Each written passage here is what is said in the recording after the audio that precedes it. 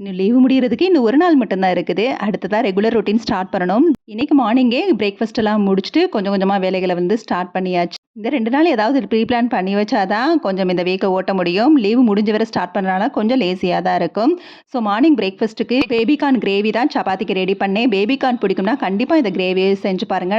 பன்னீர், mushroom, cauliflower இத வச்சு கூட இத செய்யலாம். சூப்பரா இருக்கும்.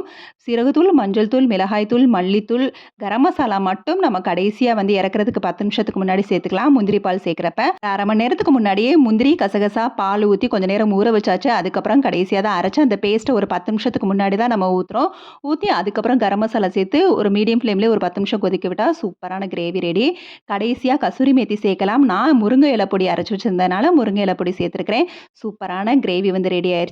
சாப்பிட்டு ஈவினிங் ஹேர் ஆயில் காய்ச்சறதுக்காக கத்தாழை இப்பயே உடைச்சு வச்சுட்டேன். கொஞ்சம் நச்சு ஜெல்லாம் வெளியேறட்டும். அதுக்கப்புறம் ஈவினிங் காய்ச்சிக்கலான்னு சொல்லி இட்லி தோசைக்கு மாவு அரைச்சு வச்சுட்டு லஞ்சையும் ரெடி பண்ணி வச்சுட்டு ஷூவையும் வாஷ் பண்ணி வச்சாச்சு. 2 நாள் அடிக்கிற வெயில்ல காஞ்சுக்கும்.